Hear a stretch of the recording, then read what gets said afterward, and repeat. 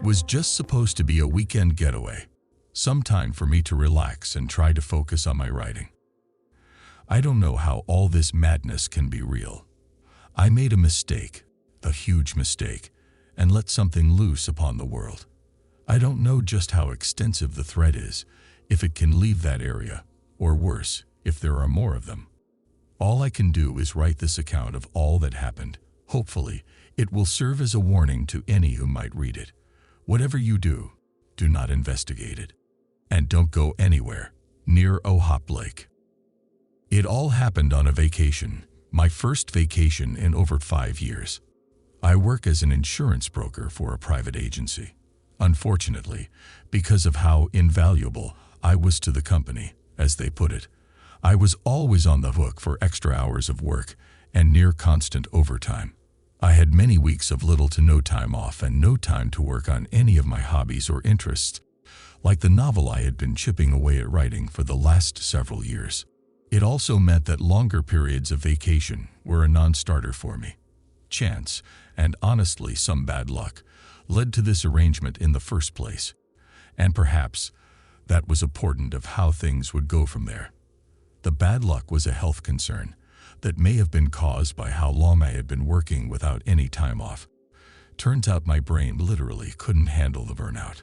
I had suffered a minor stroke and was forced to go on medical leave, which led to a rare thing I had not had in ages: free time. Granted, it was for recovery purposes, but because of the severity of the health implications, my work allowed me a larger chunk of time off for once. I decided to rent a cabin by the lake and get to work writing the novel that I had been working on for years. Despite never having time to write much, I had a lot of ideas that I was excited to finally be able to put to paper, and an entire week to do so. I arrived early in the morning on Saturday and was pleased when I saw the beautiful vista that stretched out before me on the drive over. It was a long trip, but the area was amazing, and Ohop Lake was a spectacular sight, with clear blue waters, a beautiful panorama of forests, and generally amazing sights to behold. I parked near the cabin and saw it for the first time. It was fairly small, but honestly, that was perfect for me. A nice cozy cabin to get some writing done in was just what I needed. I grabbed my suitcase, which just contained a few changes of clothes and toiletries, and my laptop case, which would be the thing that hopefully occupied the majority of my time. I checked my phone to find the message I had received from the Airbnb owner and found the code to get the key. I was glad I saved the message as a PDF to my phone, since I was unable to get back into my inbox. It seemed one big drawback here was there was no reception for phones or data. Walking along the driveway toward the cabin, I saw 2 other lots nestled in the trees to my left and right. It looked like I would have neighbors. I got to the door and found a key box near the door. I plugged in the code and tried to open it, but to no avail.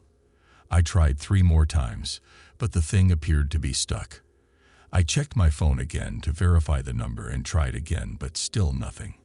I immediately thought to call the owner, but realized I had no service. I slumped my shoulders in frustration and thought I might just have to go back home and get a refund when I heard someone calling me from behind. "Excuse me, I think you need to hold the last button down while you pull on the latch. Their box keeps getting stuck, and I have seen guests leave before because they couldn't get in." I was so flustered I did not even think to say hello, but just robotically plugged in the numbers one last time and did as they had instructed, and the key box opened just fine. "Hey, that worked. Thank you." "Oh, no trouble at all. And my name is Claudia." I finally turned around and looked at who was there. She was a very pretty young woman with red hair and green eyes, and she was smiling at me.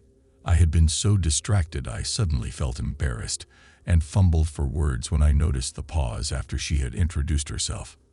"Sorry, my name is Kyle. Thanks again. I just got here and am a bit disorientated," I said, groaning inwardly at my awkwardness. "Nice to meet you, and I am glad I caught you before you left. The owner needs to fix that key box so their guests don't get stuck outside." "How long are you here for?" "Just a week. I am taking a little vacation to work on some writing, I replied. You are an author. How exciting. Have you written anything I might have read?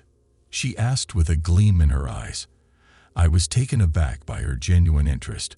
I blushed a bit and told her, No, not a professional.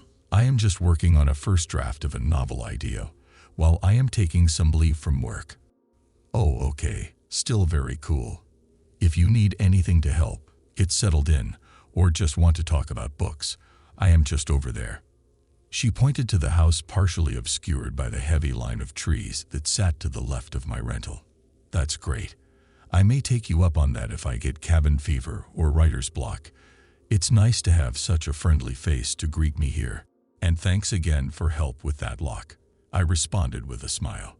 Claudia waved goodbye to me and went back along the driveway towards her cabin. I waved back at her and was happy that she had been there. I didn't know if I would have the courage to invite her over as she had insinuated, but it was nice daydreaming as much. I opened the door and proceeded into the cabin with my luggage in tow. The cabin was a bit musty inside. I was not sure how long it had been since the last guest was here, or indeed how often it was cleaned. It was not strictly dirty, just a little dingy and dusty, like the space had not been disturbed in some time by guest or owner. There was a nautical theme in all the decor. On the walls and furniture were pictures of fishermen, sea creatures, and boats. I thought it was a little on the nose, but cute. Moving further into the cabin, I saw a small bathroom where I dropped off the few toiletries I had brought. There was a bedroom off to the left of the hall, and a small kitchenette straight ahead. Finally, there was a small living room to the right with a fireplace and chair and sofa. And through the glass sliding doors was a patio with a stunning view of the lake, which I knew at that second would be where I wanted to do my writing. I opened the sliding doors and was greeted by a soothing breeze flowing in from the coast of the lake.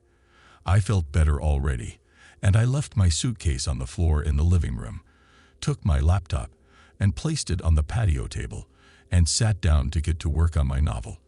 It felt like no time had passed, and if it had not been for the orange gleam of the setting sun, I would not have known just how much time had passed. I had been sitting here almost all day with hardly any breaks. I realized I was starving, and knew that as nice as my focus was on my book, it was also a bad habit from the work grind to be so hyper-focused. I forgot to take breaks. Now that I was going to be losing natural light soon, I resolved to get something to eat. I realized I had forgotten to pack any food, so I searched through the kitchen to find something. There was not much to speak of, just some canned soup and a box of soda crackers. I figured that would suffice, and tomorrow I would drive back the few miles towards the nearest town that I had seen a grocery store in. As I was eating my soup in silence, my eyes drifted towards the lake. The sight was amazing, and it looked like the sun was sinking down into it as the rest of the daylight receded from view. I sat there contented by my progress for today and looking forward to the rest of my vacation. I was about to get up and head to the living room to grab my luggage when I saw a large gout of water, almost like a miniature cyclone, appear near the center of the lake. Almost as soon as it appeared, it vanished. I rubbed my eyes in disbelief and wondered what I had just seen. As I continued to look on, I thought I saw a strange mist coming off of the water, and there was an incredibly brief flash of light in the air, near where I saw the ascending moon. It was a very mysterious and captivating sight, but also slightly disturbing, and I did not know what to make of it. I decided not to worry about it and write a bit more in the living room before going to bed. I settled in and turned off the light. As I lay there waiting to fall asleep, I noticed there was a host of pleasant ambient sounds. The rhythmic buzzing from cicadas, the occasional croaking of frogs in the distance, and what sounded like an owl hooting in the dark were just a few. I remember waking up at some point that night, around midnight. It was oddly silent, and the previous ambient sounds were gone. I was about to fall back asleep when I heard something new. It was faint, but noticeable. It sort of sounded like wind chimes striking together at irregular intervals. The sound by itself would not have been too unpleasant, but there was an odd timing delay between the sound that seemed unnatural. The worst part was the strange pressure in the air that made my head hurt in the intervals between the chiming sounds. I tried to ignore it and go back to sleep, but it was impossible, and if anything, it seemed to sound more insistent the more I tried to ignore it. I pulled a pillow over my head and tossed and turned for another few minutes before I decided to get up and see what the source was. I hoped it had a source, and it was not some weird ringing in my ears that was going to herald another stroke. I was supposed to be taking it easy, but today almost felt like a workday with how much writing I did. Despite the concern, my curiosity won out, and I set out to find the source of that strange sound. It was pitch black inside the cabin, and I fumbled around for the light switches so I could see. Before I found the hall light, I caught a strange source of light outside and realized there was an odd phosphorescence coming off of the lake itself.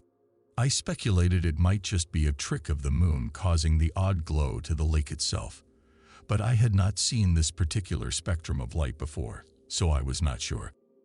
I switched on the hall light and closed my eyes against the sudden change from near total darkness to light. In the moments my eyes were closed, my hearing was focused, and I heard the rattling, chiming sound again. This time it was clearer and sounded like it was coming from below, something in the floorboards perhaps. I thought this was especially strange since the sound conflicted with anything one might expect to find underground. Chimes normally need wind to make sound. Yet the more I listened, the surer I was that it was coming from something below the cabin. I thought I had isolated the spot under the cabin where I heard it the strongest. I remembered seeing a small access point to the panels underneath the raised patio, and decided to see if there might be a crawl space or something I could use to check, so I wouldn't have to remove the floor panels and get in trouble with the owner if my deranged midnight search turned out to be fruitless and mundane.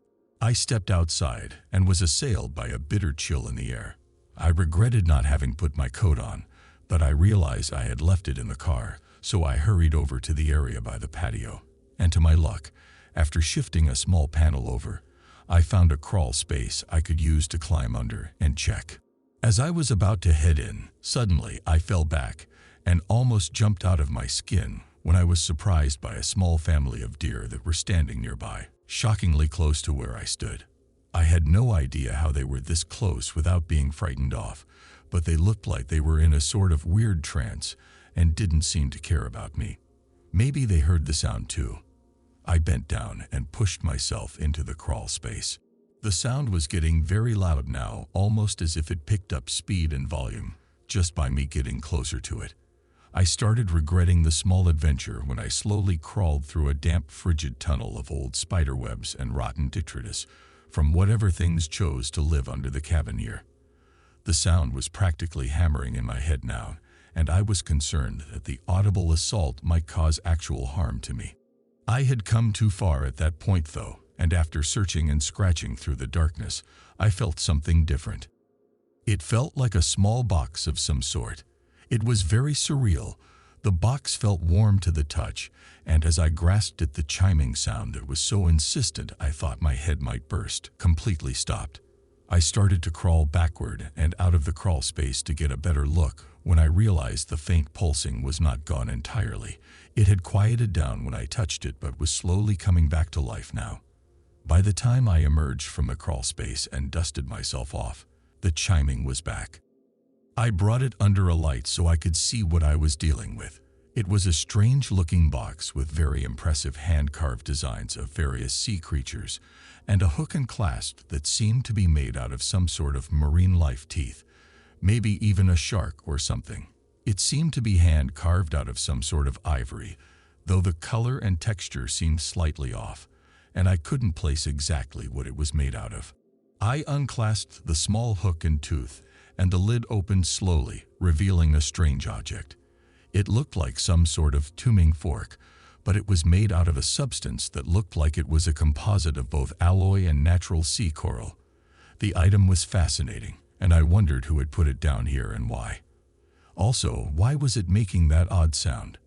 It had a chime to it, but I had no idea what force had enabled it to make that sound.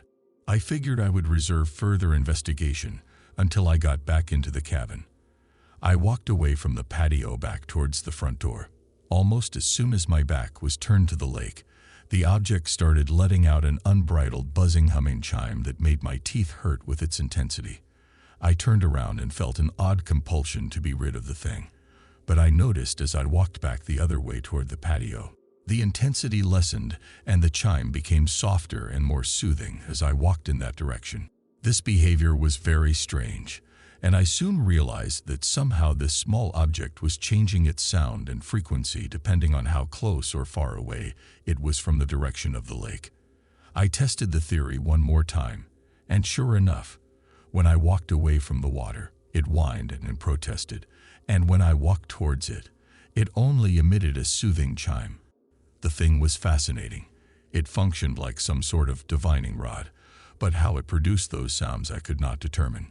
I was so tired, I stepped inside and thought I might be able to deal with it tomorrow, but sure enough, even when left outside on the patio, it still chimed endlessly, as if wanting to go towards the water. Then I made a fateful choice and decided to take the thing and walk towards the lake. As I got closer, the pleasant chiming sound continued. There was also an odd pulsing feeling I noticed while holding it. The thing felt unnervingly like some sort of heartbeat. I finally reached the water's edge, and the strange device was thrumming with unseen energy. I noticed new sensory evidence now as well. The thing was glowing with a faint lambent light. I looked up from the object in my hands and out toward the lake. To my shock, I noticed the same light coming off of the lake's waters. I started to feel worried about holding this strange thing. Maybe it was some sort of radiation, and I was going to get sick from it. This type of glow can't be natural. My mind raced with other concerns like the weird sound, the pulsing motion, and every other strange thing that had happened in the last hour. I stood motionless by the water's edge, considering the abnormality of the situation, when something snapped me out of the trance I was in, and I realized I didn't like the idea of having this thing so close to the water. I turned around and started to walk away when I slipped on a patch of mud and fell face first to the ground. The tuning fork fell from my hands and with a chiming sound struck the ground and proceeded to slide into the water.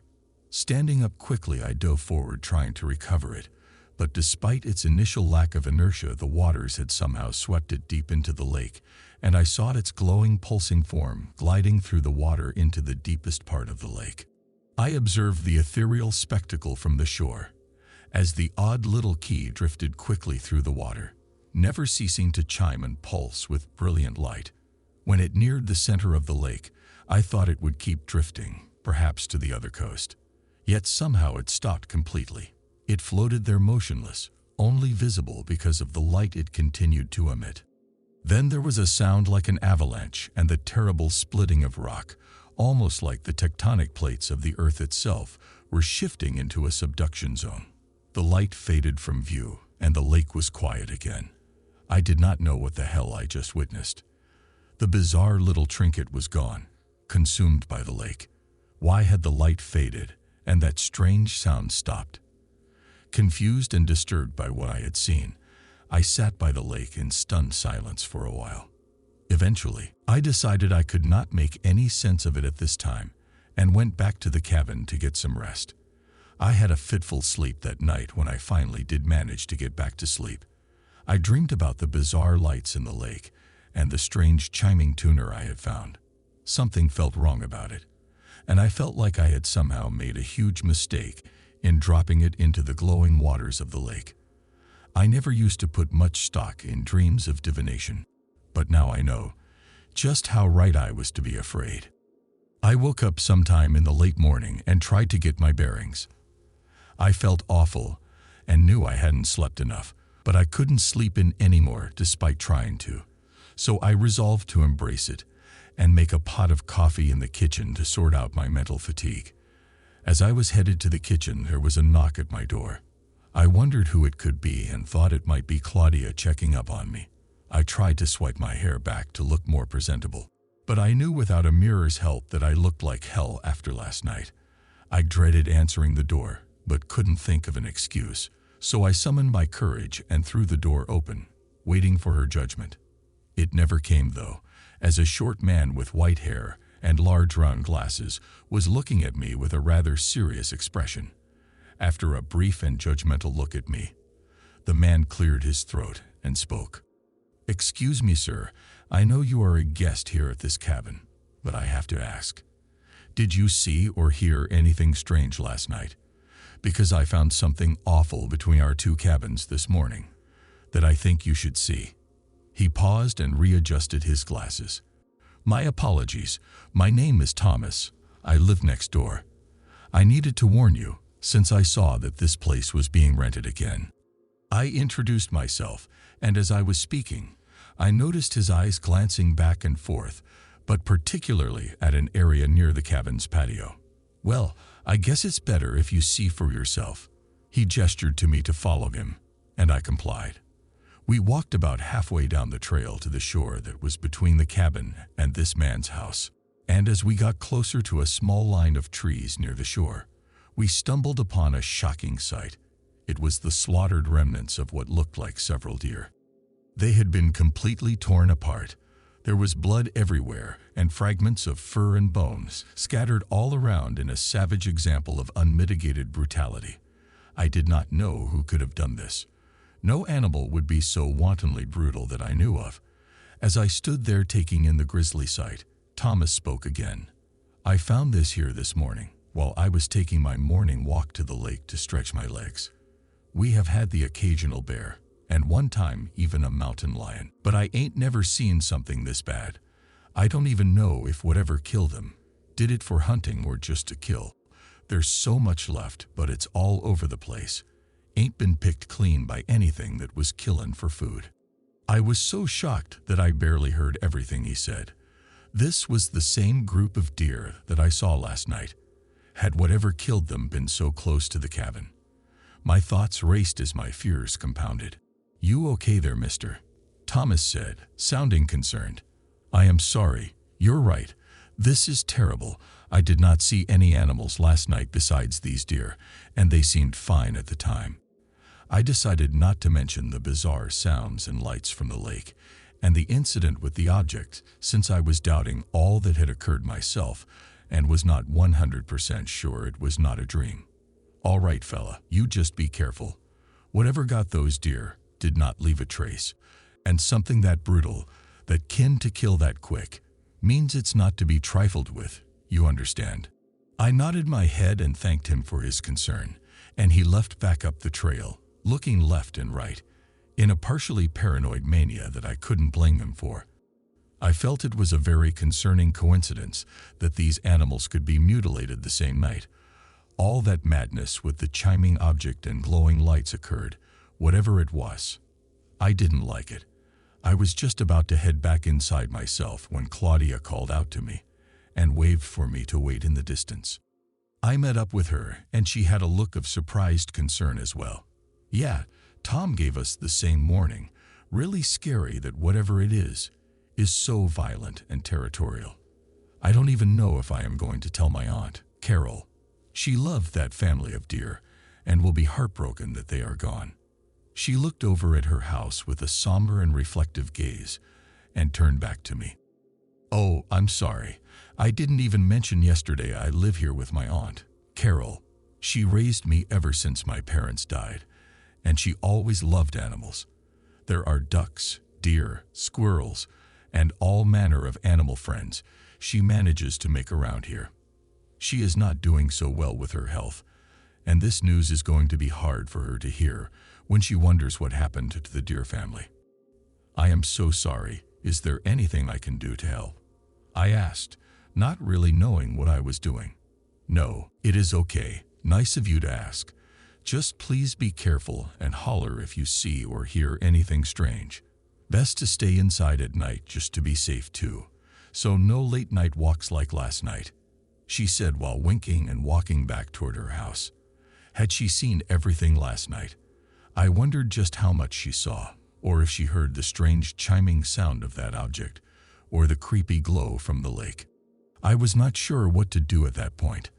I figured I should finally drive to town and get some proper provisions. A couple of hours later, I returned to the cabin with food, drinks, and a few random items I decided to get while I was there.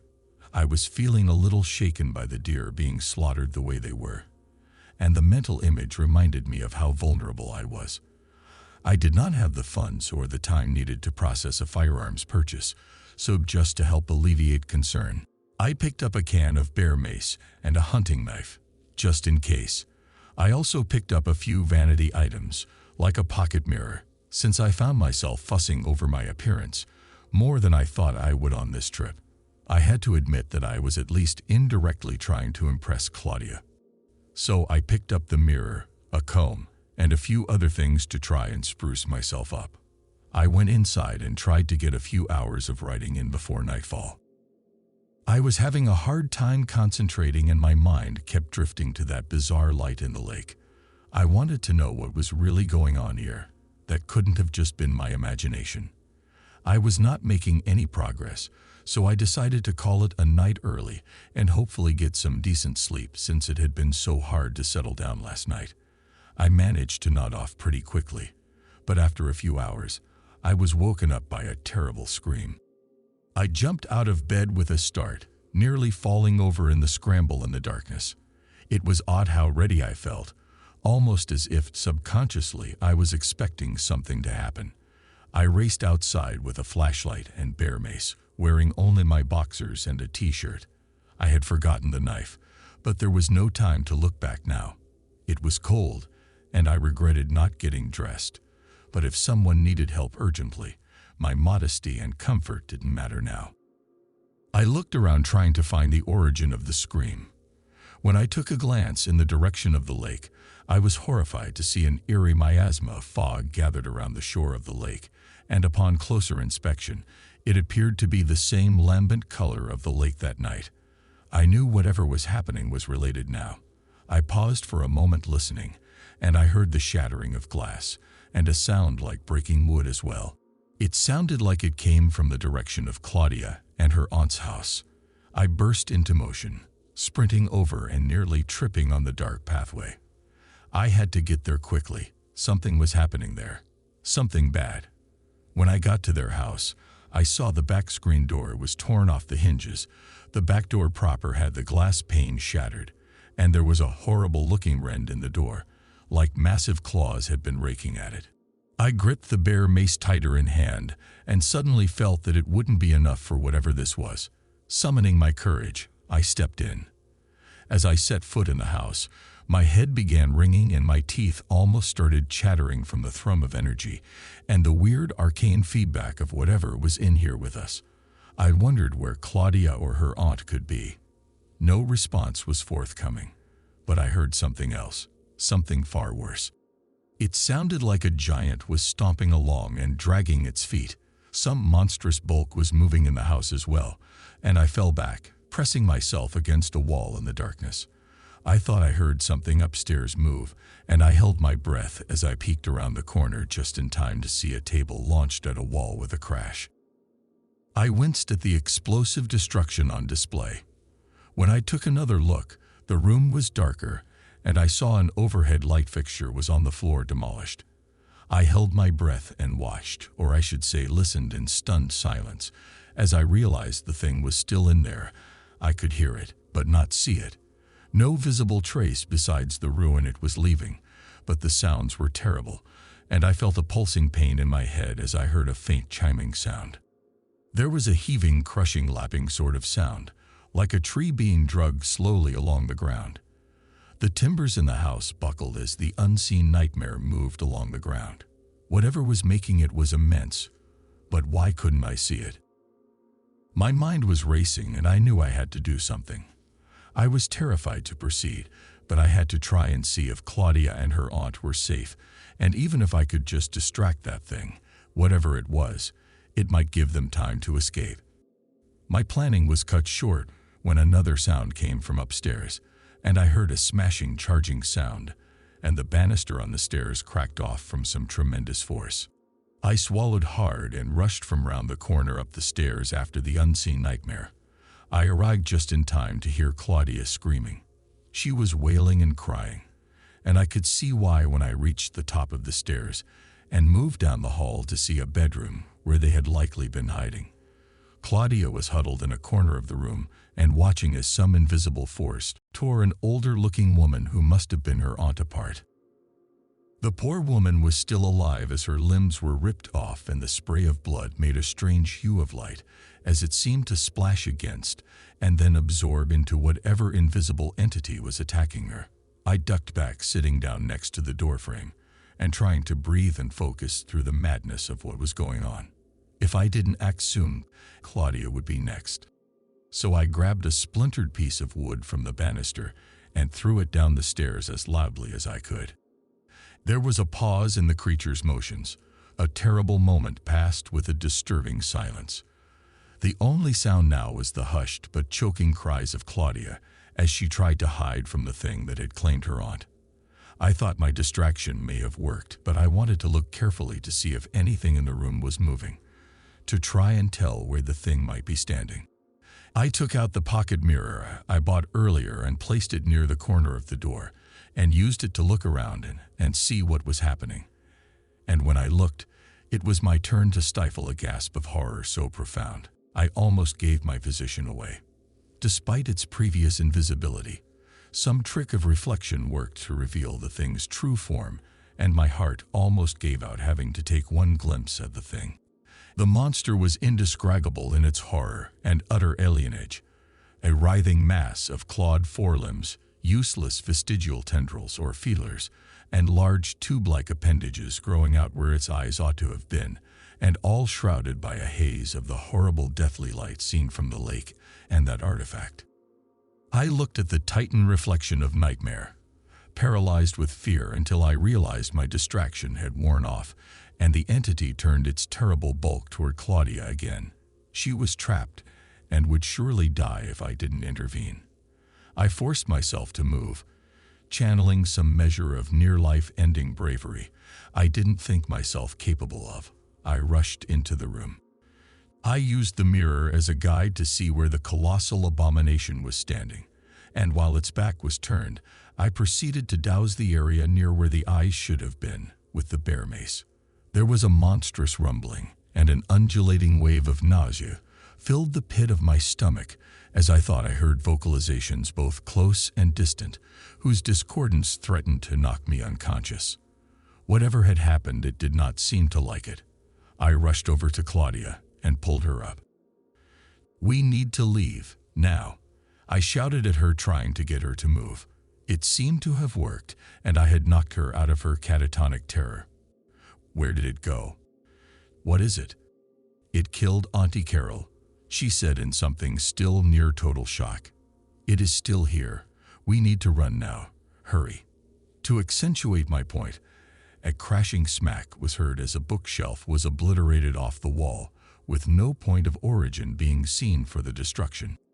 We raced along the edge of the room, giving the last area I saw the thing a wide berth. All the while the rumbling sound began to fade. I didn't know if that meant it was recovering from the bear mace and would see us again. I didn't want to stay long enough to find out. We raced out of the room, and Claudia let out another shriek as she saw what I saw afterward when glancing back. A small portion of glass in the room's window that hadn't been shattered by the thundering bellow of the monster had provided a reflective surface just large enough to see.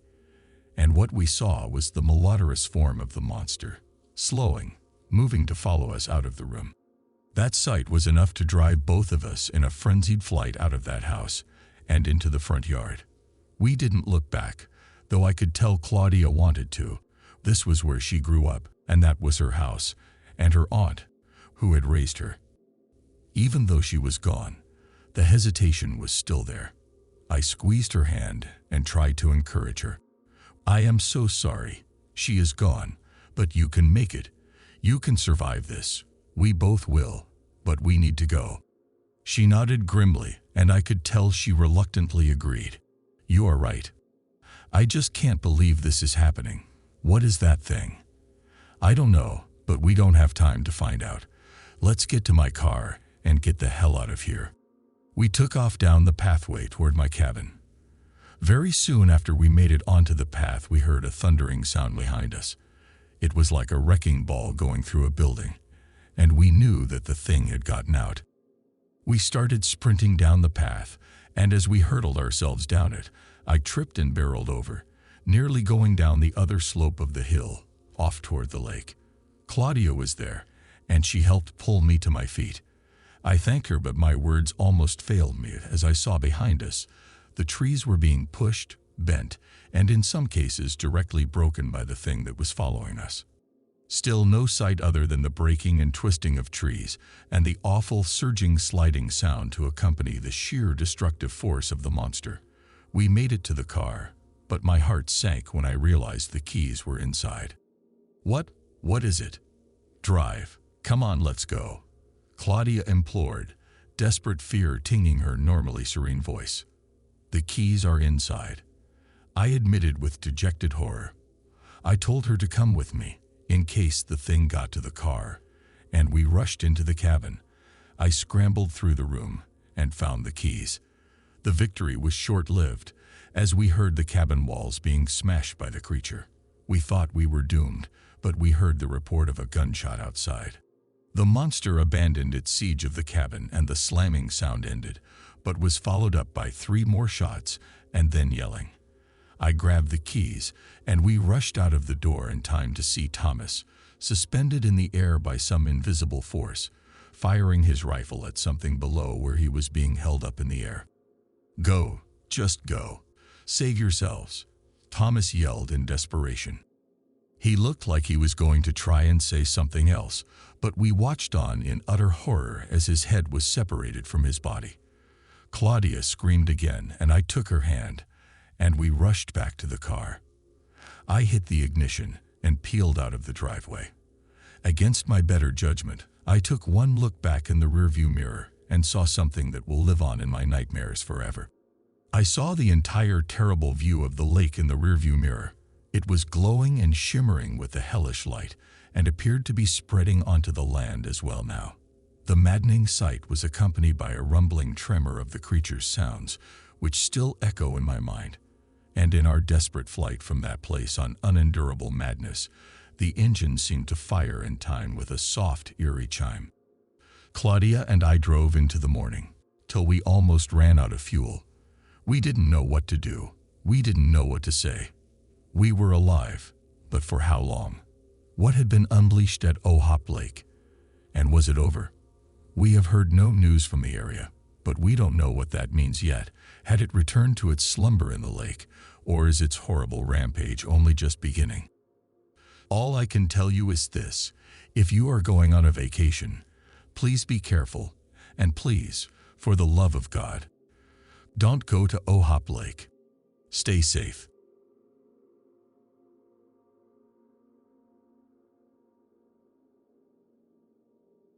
Every morning, I go on the same walk.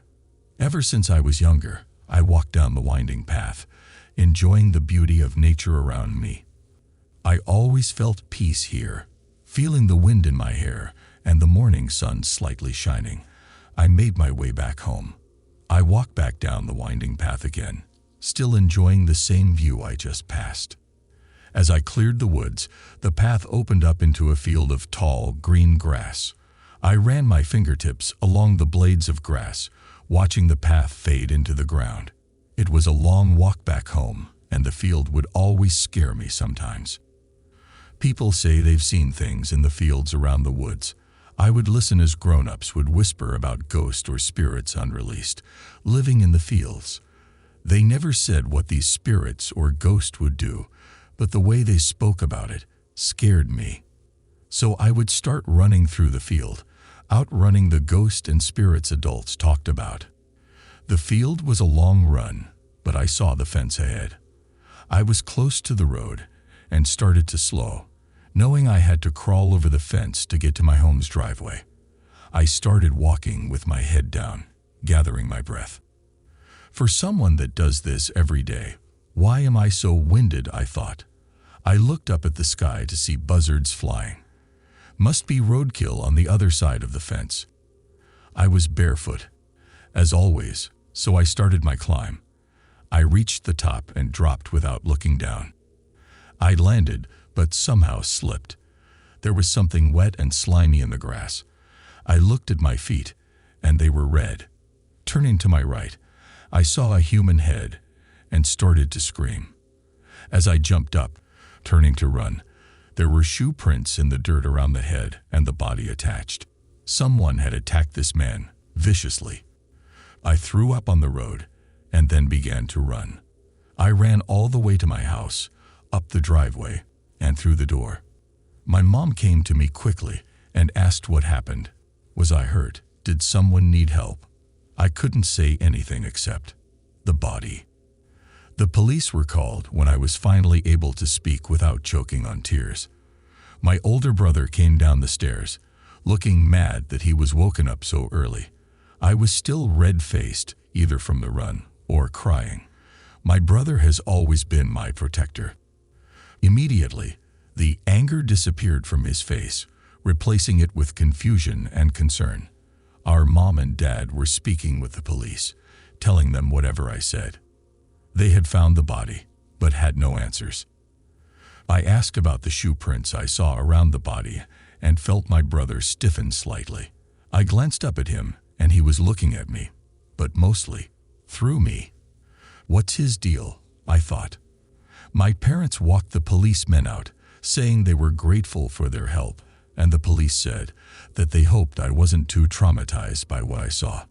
During this conversation was when I looked around the doorway, and my heart started to sink. Next to the door were my brother's favorite boots, covered in dirt and mud. My eyes went wide as I turned to look at my brother, but he had gone back upstairs.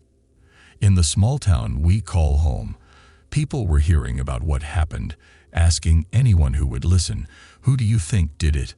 I was always just listening to the grown-ups, absorbing their stories and guesses on who the killer could be. Some said an old man clipped the guy with his car. Someone else said the guy owes someone some money, so the problem went away, whatever that meant. I heard it could be a young, good-looking guy, getting his rocks off by hurting people. A lot of it I didn't understand, but what I did understand was that no one really cared about the person I found. They only cared about who did it. That part didn't scare me as much. The thing is, this has been happening for the past 5 years, and no one knows who is doing it. I guess I should have been scared, especially since finding the first body of the year. But at this point, I don't know why I wasn't surprised. It was a yearly thing. My dad called them randos, meaning people that no one would miss. That part made me feel sad. Just because someone is at a low part in their life doesn't mean they don't matter. The kids at school were worse than the grown-ups. They said it was a monster from the field that killed that man. One of the ghost or unrest spirits. I was popular for a day, everyone asking what did it look like, what did you do, what did you see? Endless questions I wish would end. I just couldn't get that look my brother had on his face off my mind. My brother didn't go to school on Monday, so he was home when I got there. Our parents both worked and didn't get home till 5:30. When I walked through the door, I noticed my brother's favorite shoes were gone. "Where are your shoes?" I asked. "I'm getting them cleaned. How they got so dirty makes me mad. Those are my favorite shoes." He wasn't looking at me when he was speaking, which was weird. He'd normally tease me or tell me a silly joke. He was being so serious. I started laughing and said, "They're just shoes, bro. It'll be fine." But it wasn't fine, not with my brother. My parents arrived home at the normal times, my mom having a sack in her hand. "Where's your brother?" she asked. "He's upstairs. Has been since I got home."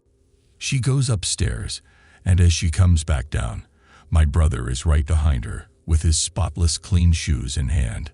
He places them by the door, looking satisfied. As he turns, he looks at me and playfully says, "All better now." He sits next to me watching TV. My mom appears with the sock box, so we could match clean socks while watching TV. I kept folding more and more socks until I realized I had a huge pile of my brother's socks folded. Bro, why you going through socks? That's why I'm barefoot, less folding. He had a shocked look on his face, almost embarrassed, so he turned away and said, let's just put them away. At this point, I was getting frustrated. Why is he being so weird? Ever since the body was found, he's been acting funny. I followed him to his room asking what's wrong. You're not acting yourself, he said. I was so confused. I must have looked it too, because then my brother looked confused, then angry. You're not acting like my sister. What does that mean? I asked. You're just different. I don't know how to explain it. With a huff, he left his own room, leaving me alone to digest what he just said. I went to my room and laid on the bed. What kind of way was I acting, I thought. Everything was fine before the body, but it was always like that the past 5 years. It was almost the same time every year too, I noticed. My brother would act so strangely towards me, but after a while, we were fine again. I thought it was nerves from no one finding the killer. He was growing up. He talked with adults. What does he know? What are they hiding? Why will no one talk to me? My thoughts made me drift into sleep, dreaming of the body, the shoe prints, then running. Was I running from someone or two? I didn't know, but I woke up drenched in sweat. It was 4:15 in the morning. I groaned and rolled over on my side, seeing light coming from underneath my door. Someone was up. I heard low whispers of voices. I crept out of bed, walking as slowly as I could towards my door to open it. I glanced at my brother's room, and his door was open, and so were my parents' bedroom door. I followed the sound of voices to the top of the stairs. My parents and brother were talking, but quietly. I could still hear some. My mom, you said it was over. My brother, I was hoping it would be. Dad, what are we gonna do with you? As I shifted my weight to get closer, the floor creaked. I silently ran back to my bedroom and got in bed, pretending to be asleep just in case. Thoughts were racing through my head. Was my own brother the killer? I shook my head. No way. What was it they thought had ended? Why are they up so early and talking so quietly? I was so confused and tired. There's no way my brother is the one, I thought. No way. I didn't go on my walk the next day. I was so tired from the dreams of running, endless running. The school day went on, kids still talking about the killer and who it could be. I overheard someone say my brother's name, and I yelled, "No, he isn't," and I just started to cry. The emotions of everything, the body, my brother's face, the secret family meeting. I felt alone and abandoned by everyone I cared about. That night, at dinner, I just played with my food. My brother was in a better mood, tossing a pea at me. I gave him a half smile and went back to picking at my food. I went to bed early, saying good night half-heartedly, and went to my bedroom. As soon as my eyes closed, I was running. I was on my path in the woods, running fast along the winding road. This time was different. I saw someone ahead of me, also running. I was following this person. They kept looking back, looking through me, at some unseen entity. I turned to look as I ran, seeing nothing. There was nothing chasing us. So why are we running? When is this dream going to end? As I turned back around to keep running, I tripped over a root and fell forward, waking myself up. I sat up, not quite sure why my head was hurting, feeling the sweat. Only it wasn't sweat. It was morning dew. I was outside. I was on the path I always walked, in the woods. I heard my brother calling my name, then my dad, and my mom. I couldn't speak. I was in a daze, and my feet felt like they were on fire. I had on shoes. That's weird, I thought. I hate shoes. Then I finally noticed why my feet were so hot. I had on 6 pairs of socks, along with my brother's just cleaned shoes, on my feet. Suddenly, my brother comes around the path, seeing me with a sign of relief. "There you are," he said. He had a blanket in his hand. "My feet are so hot," I told him, almost dreamily. "Well, you're wearing 6 pairs of socks, so you can wear my shoes," he said. I sat there for a few seconds, taking in the situation as my brother placed the blanket over my shoulders. I looked at my brother and said, "I told them you weren't the killer," and passed out. My brother carried me to the clearing, where my parents were. "It's over for now," he says to them, walking over the body I was chasing. "No witnesses," Dad said. "Yep," nodded my brother. "No witnesses," he says as he carries me wrapped in a blanket.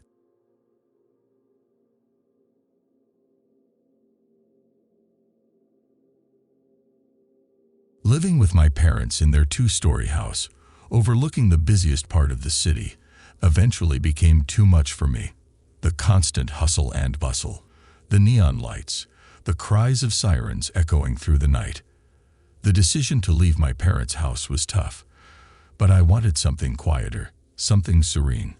So I started saving up every penny for a down payment on a house in the suburbs.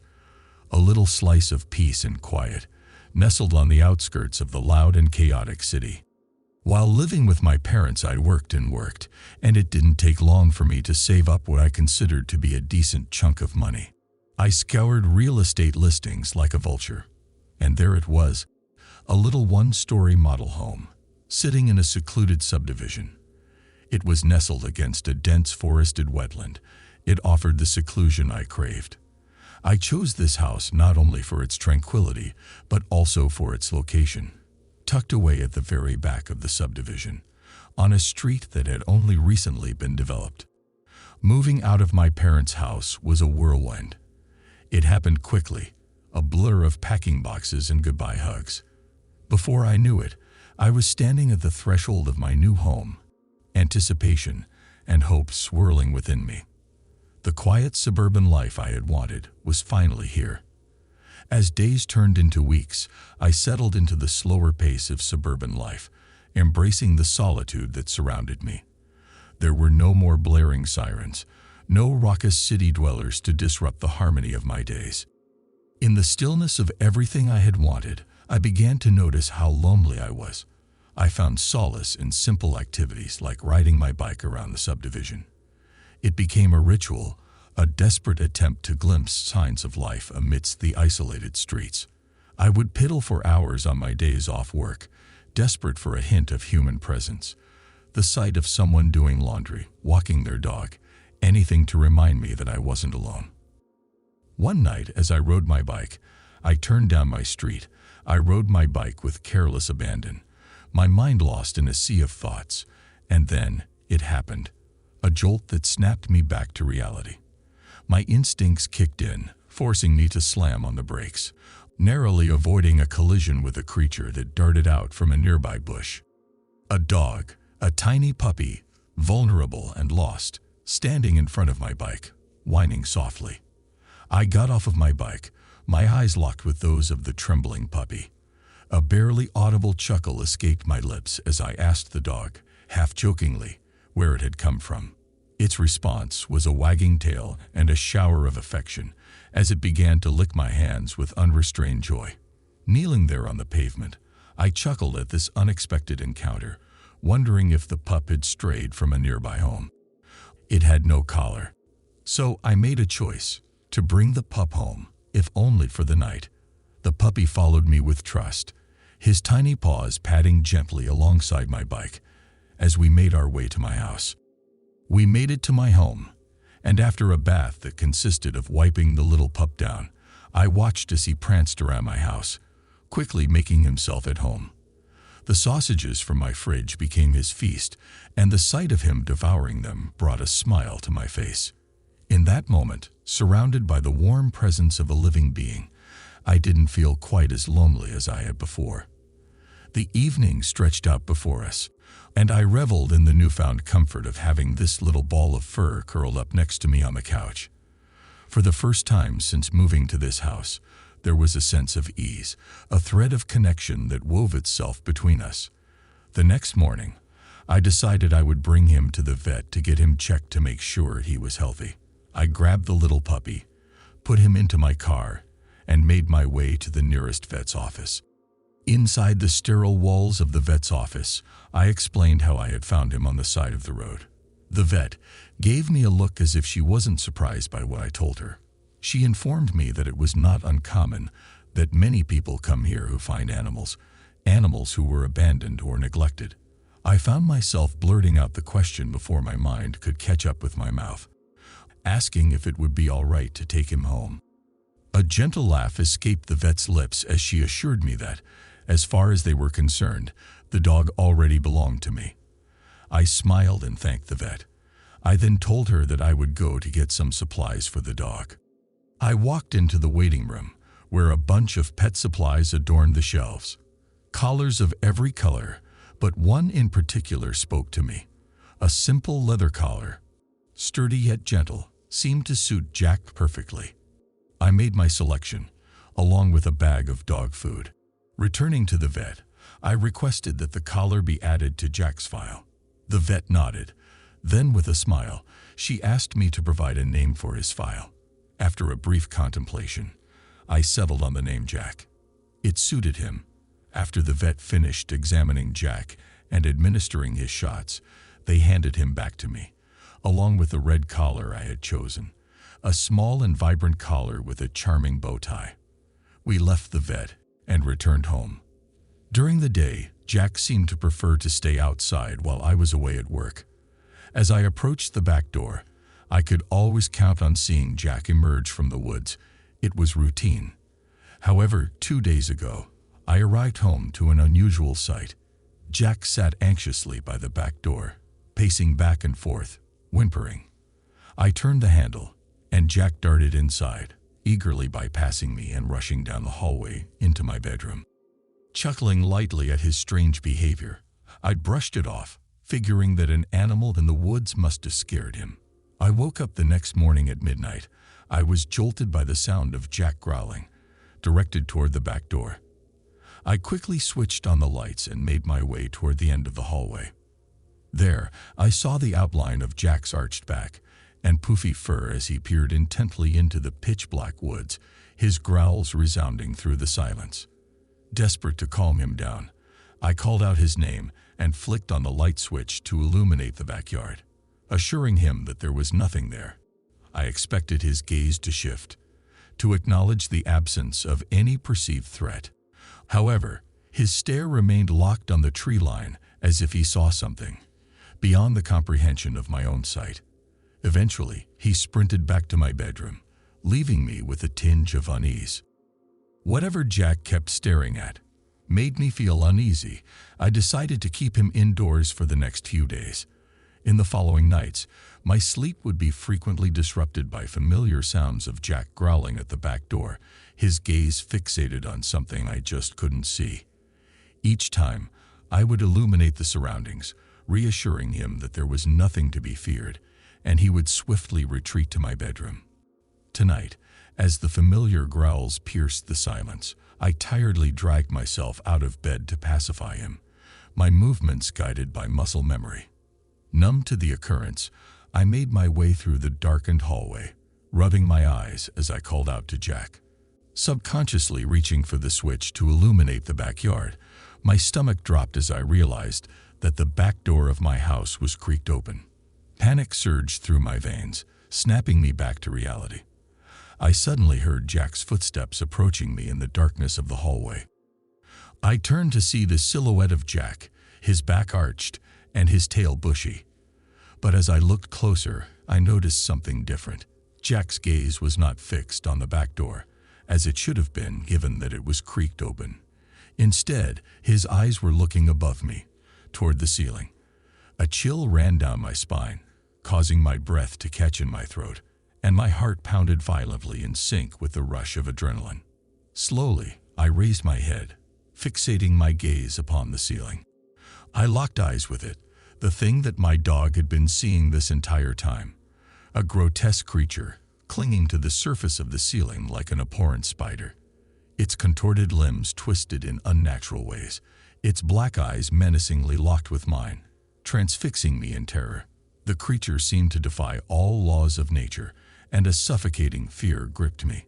Jack's low growl escalated into a series of barks, echoing through the house.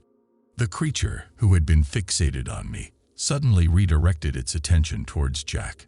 It contorted its head to the side, as if it were studying my dog intently.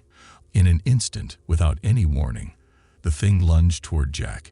It somehow didn't make a sound. Its elongated arms wrapped around Jack effortlessly, as if he weighed nothing at all. The creature sprinted towards the back door, still clutching Jack tightly, vanishing into the tree line of my backyard. Terrified, I ran to my neighbor's house. My pulse throbbed intensely in my ears as I begged them to call the police. A gnawing realization settled within me, though, that no matter how I tried to explain what had just happened, the authorities wouldn't be able to do a thing. The police arrived. Their presence was largely ceremonial, a mere procedural exercise. The nature of my encounter defied logical explanation. They saw the fear in my eyes, yes, but they couldn't do much except offer me empty reassurance. They came, they looked around, and they left. What else could they do? So now, here I am, back at my parents' house. I have no idea how to explain to them what happened. They wouldn't understand. They'd think I've finally lost my mind. I can't even imagine moving back out anytime soon. Maybe someday I'll find the courage to share my story with them. Until then, I'm stuck in this limbo, living in the shadow of unspeakable horror, afraid of what lies on the other side of that door. As I sit here, typing these words, a horrifying realization dawns upon me, that my beloved dog was simply prey. Each time I found my dog staring towards the backyard, I remained oblivious to the imminent danger lurking just beyond the trees.